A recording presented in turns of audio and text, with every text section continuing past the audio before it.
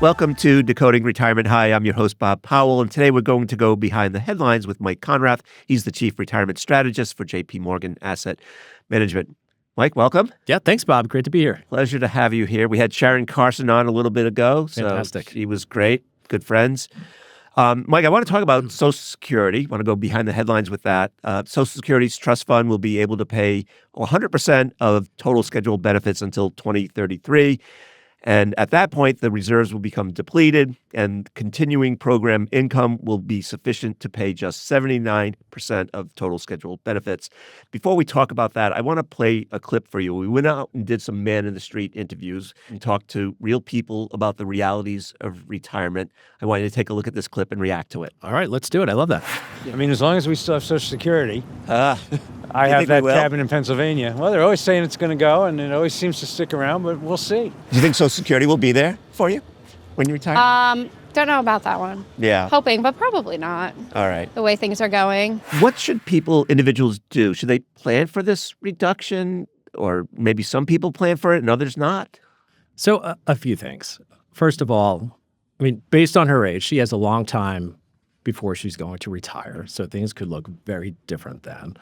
But I think it's a valid question. So I think recognizing the fact that, as you mentioned, Social Security is in a somewhat precarious state. And come 2034, as you indicated, that's when the trust fund is scheduled to go away. Importantly, though, what it does not mean is that Social Security in its entirety is going away. Yeah. So we don't have this 9 or 10-year clock on that. So it's zero. It's the trust fund. And that's an important distinction because let's just talk about some facts, Bob, starting off. The big reason why the trust fund is going down is because of demographic shifts. So we've had this large pool of the population that has been like the pig in the python, moving along, boomers aging, and we know all about that. So you have more and more retirees taking benefits than ever before, and that trend will continue. If we jump back in the time machine, 1960, there were about roughly 5 workers paying into the system through payroll and taxes, so paying into the Social Security fund. It used to be 10-1 when Social Security was founded. Yes, right? Exactly. So it's come a long way since 1960, 5-1. It's about 2.8-1 And now. falling. And falling. So about 10 years from now, it'll be just north of 2-1. But importantly, it's not less than 1-1. So workers are still paying in to sustain those future payments for beneficiaries and current beneficiaries, by the way. Now, I think you mentioned a stat in the 70s beforehand when you were kicking off this segment. Importantly, if nothing happens, okay, so assuming nothing happens, meaning Congress doesn't put down the gauntlet and says, this is a problem, we need to fix it right away, which is not going to happen, at least not right away. We could talk about that. But if nothing happens, what that means is that there will be roughly 75 to 80% of the benefits will still be there for retirees for about the next 75 years. So long way of saying it's not going away, but if nothing happens, you could be looking at reduced benefits. So what could happen? Well, a few things. Right now, there is a wage cap in place, so just call it north of $168,000 or so. If you make above that, you're not paying any extra into the Social Security system. They could potentially raise the wage cap. They could pull a number of different levers. They could change the benefits for younger individuals, such as this young woman that you showed me in the video clip from the street. And by the way, they did this before.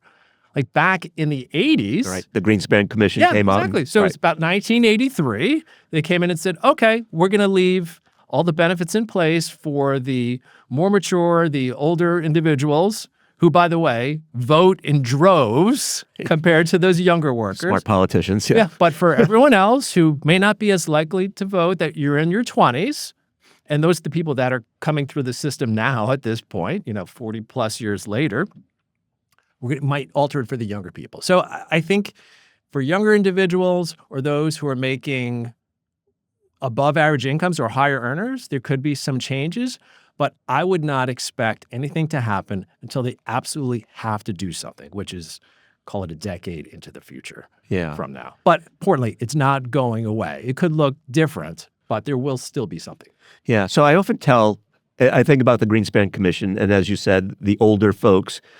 the older voters Yes. weren't necessarily affected by the increase in the full retirement age and other things that were done back then to sort of secure the trust fund. Right. I think about when I tell my children who are in their 20s to think about it, that they may be affected by whatever changes are to come. Maybe it's in the form of higher taxes or lower benefits.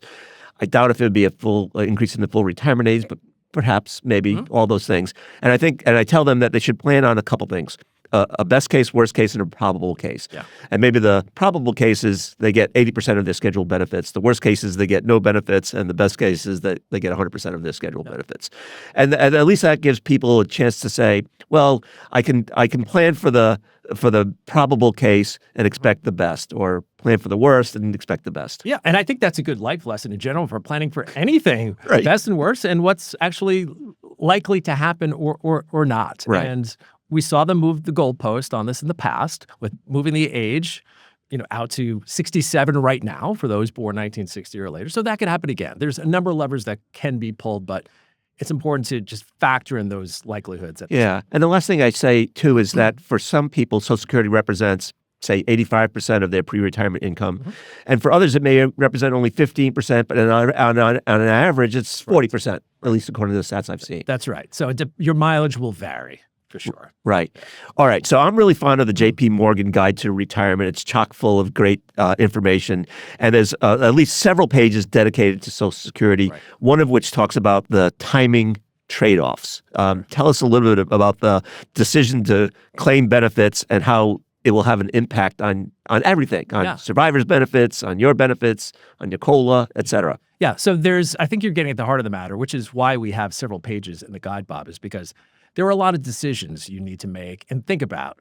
And importantly, have as much information as you can before you actually make the decision. I know people who have had the information after the fact, long after the fact, and that's a whole nother story. Too late. But yeah, exactly, unfortunately. So the important thing is, or I would say the biggest question we get is, when should I claim my benefit and why? Or what are the benefits and trade-offs of claiming different ages? And I would say there's three numbers to keep in mind. There's 62. The earliest age at which you can claim. 67 and 70. So as you said, 62 is the earliest you're eligible for your benefits. 67 for most individuals being your full retirement age, at which you're eligible for 100% of your accrued earned benefit. And 70, which is the latest you would put off taking those benefits. Now, what is the difference besides the timing? Well, it's the dollars. And if you claim early, you're going to get a lower monthly benefit check from the Social Security Administration than if you claim later at age 70. So it's important to understand those differences. And just to put it in perspective, if you claim at age 62, and again, it depends on inputs and your credits and a lot of things that go into it. But generally speaking, if you claim at age 62 versus age 67, you should expect about a 30% lower paycheck every month. On the other hand, if you claim later, push out to age 70 versus 67, your full retirement age, call it about 24% higher paycheck every month. So the question is, okay, which is better? Do I take the checks earlier, even though they're smaller amounts, or do I wait until later down the road, knowing that they'll be bigger? And the short answer is, it depends. Yeah. On a lot of different things. It always depends, yeah. It's, are you working? How long are you working? Do you have other investments to pull income from? How's your health? Your health, your longevity, how long do you expect to live? So all these things factor into that decision. Yeah. A lot of times people will use the break-even analysis to figure out whether or not to claim at a certain age. I know the Social Security Administration at one point had a calculator on their website, but they took it down because they felt like people were misusing the break-even analysis. Sure. What's your take on that? I think it's a helpful guideline. So, of course, no one knows what their longevity number is, but you could make some educated guesses around it. But we've done some math on this. So what we found is for many individuals, the difference between claiming at 62 versus 67, or the break-even age, it's about age 77. So once you get past age 77, that's your break-even point. Or if you're at full retirement age, 67, and trying to decide whether you should push it off to age 70, it's age 81 is your break-even age. Yeah. So helpful, but again, you just need to think about other sources of income, how long you're going to be working for, and of course, how long you expect to live. Yeah. We're going to talk more about probabilities of living to certain ages, but sure. I want you to also address in the trade-off decision, and we're going to talk more about the decision tree as well. I want you to talk about like this notion of the highest earner and the effect it has on the surviving spouse's benefits. Like if you claim at 62, you're almost sort of condemning the surviving spouse to a lower lifetime benefit. Yeah. So generally speaking, if you are a survivor, so first spouse passes away, the survivor can generally claim their own benefit or their deceased spouse's benefit, whichever is higher. But as you point out, if that person, the first spouse, claimed it early, then that survivor is going to get a reduced benefit. So it's not just about me or I. You need to think about your partner, your spouse as well. Yeah. So I'm going to hold this up, Mike. It's the Social Security claiming decision tree, and it's not uncomplicated. Walk us through it. Yeah, it's a bit of a choose your own adventure, if you will. But it gets at the heart of the things we've just been talking about, Bob, is helping people understand what are the big considerations when claiming at different ages. So again, it's not just making the best decision, because that can mean a lot of different things. It's making more informed decision. So the first thing is, okay, am I working currently? Am I 62 and working? And if I'm working, I may not need to actually claim the benefit early. Yeah. So I can push that off a few years. And plus, if you do work and claim benefits, you're going to be exposed to the earnings test. Correct. Yeah. So there's other implications there as well, for sure. The other thing that you want to think about is, well, if I opt not to claim early, but let's say I'm not working, I'm retired, do I have other income that can carry me through the years before I claim that benefit? In other words, do I have a bridge from my investment portfolio that can generate some sustainable income until the point at which I claim Social Security to supplement that income stream? And the last thing, again, is the longevity piece. And if longevity is in the cards for you, whether it's family history, your own personal health and wellness, the longer your life, the better off you generally are pushing out claiming, or perhaps opting in at age 70 versus taking it earlier. But importantly, it's, again, being more informed. And I can tell you, I have a close family member who I found out on a Thanksgiving that they claimed their benefit early. And of course, I found this out long after the fact. I'm not their financial advisor. And they don't want me as their financial advisor. It might be mutual, by the way. But I found out after the fact when I asked them, what went into that process? How did you, I'm really interested in what people are thinking, the behavior elements. And they said something that wasn't surprising. And I think if you ask a lot of people, why did you claim at 62? You often get one of two answers. It's because I can, or because it's there. And as the young lady in the video said, well, it might not be there. So it's mine. I earned it. So let me take the money and run. And in this particular case, this person does have longevity, or at least that's the way things are looking. So it might not have been the best decision at the time. So it's important to think about these things before you're in the hot seat. Yeah, and historically, the preponderance of people have claimed it at 62. Mike, we have to take a short break, and when we come back, we're going to talk a little bit about how parents can balance the need to save for college and retirement at the same time. Don't go away. Welcome back to Decoding Retirement. I'm talking to Mike Conrath. He's the Chief Retirement Strategist at JPMorgan Asset Management. Mike, we have another clip for you. Great. We went out on the street to ask people about the realities of retirement. And, here, we'll play the clip and get your reaction to it. A lot of families are now struggling with this question of, do I save for retirement or do I save for my children's college education? Do you think that's a hard one. Because our kids went to school in UK. So they were, lucky them. We had to put money towards their education, but not as much as you have to put here. And I think parents here, they have to save for their kids. They can't do both. All right, in her own words, you heard it. Thoughts?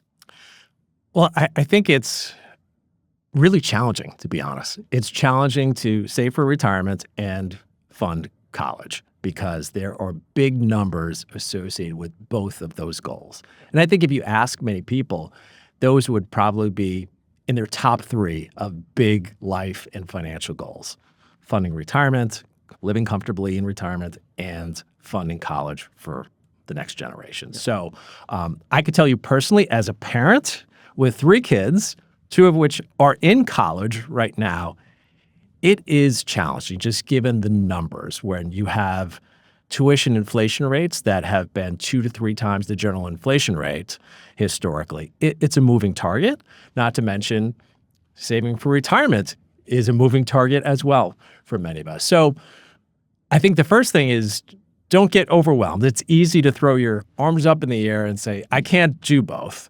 And people should not be discouraged by the numbers, but I think the starting point is to know what the numbers are.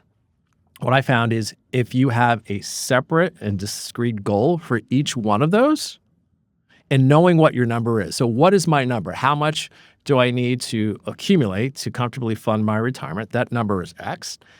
And how much do I need to accumulate to fund college? Now, there might be a little fear factor here. You might not like what those numbers are. You might be a bit scared and put off. The gap between what you need. There's a lot of daylight there, right, yeah. Bob, typically. So don't be discouraged initially. So know that going into it. You will not like the numbers you see probably. However, that's where you can recalibrate a bit because funding college, for example, it's not an all or nothing proposition. You can fund a portion of the costs. I funded a portion of my college costs. I had some skin in the game. Of course, I wish I didn't have to do that. And I would like my own children to have a different path, but just given where costs are, that may not be the reality for many of us. So maybe tempering your expectations, funding half the cost, for example, or looking at public instead of private institutions where at the end of the day, you have to decide is what's printed on that piece of paper worth that much more than what I would get paying a higher cost elsewhere. And that's a personal decision, by the way. The other thing is just like, we were talking about kids earlier, it takes a village to raise children. It takes a village to fund their education as well. So this is where parents don't have to shoulder this all themselves. Again, there is the option of students taking out loans, but also there might be other friends, family members, relatives who might like to make a difference, whether it's holidays, birthdays, graduations, milestones. Every dollar that others can contribute, I view as a dollar that family doesn't have to borrow. So it takes a village to fund college. So I think it's important to recognize that. One of the pitfalls, though, is when someone overshoots one goal at the expense of the other. And specifically what I'm getting at is if someone sees this college bill that's coming on the horizon and they say, my gosh, how am I going to pay for this? Then they pan the camera to their 401k, for example, and they see a number that may help offset that. And there's that temptation to use the 401k as a piggy bank to fund college. And there's a lot of pitfalls to that. And we've done some math on this. And by the way, we have a companion piece at JPMorgan called College Planning Essentials, which talks through some of these decisions and the different trade-offs and considerations. But one stat is for every $25,000 you take out of a retirement fund, 20 years later, that will cost you $80,000. And you can extrapolate the numbers from there. And there's also potential financial aid implications in the negative column, by the way, taking money out of your retirement fund early, not to mention potential tax situation and whatnot. But there's the classic analogy, like the airplane analogy. So when you get on the airplane, the safety drill, what do they tell you when? The mask on first. Exactly. Yeah. Put the mask on first, which if you think about it as a parent is somewhat counterintuitive because my instinct is take care of my kid first. This is one of those situations where you need to take care of yourself first, or at least look at what your situation is, but still look at what you could do for your children. So there is a balance between those things. And as I mentioned before, funding college is not an all or nothing scenario, but you don't want to be in a situation where you feel good about funding college, then 10, 20 years down the road, you're looking at your own retirement and realize, I actually may not be able to retire yet. So it's important to think about these things. And this is where a financial professional can help you balance those things. Yeah. Well, you've given us some optimism here, I think, Mike, and I hope so. and some realism Yeah. as we talk about the realities That of is a balance as retirement. well. Yeah, Optimism versus realism. Yeah. yeah. Let me go back to retirement for a second. One of the things that you have said that people misunderstand or just get plain wrong is that they're basing their retirement on averages, i.e., their average life expectancy. And in the JPMorgan Guide to Retirement, there's another chart that looks at the probabilities of people living to certain ages. Yep. And obviously, there's a good chance that you're going to live beyond. Well, as Dallas Sarsby used to say, half of the people will die before average life expectancy, and half will die That's right. after, and you just don't know which half you're going to be in. Yeah, exactly. We all have an expiration date on us. We just don't know what that is. And as you mentioned, like life expectancy, that's a midpoint rather than an endpoint. So if you're just basing it on averages, many people will get that wrong.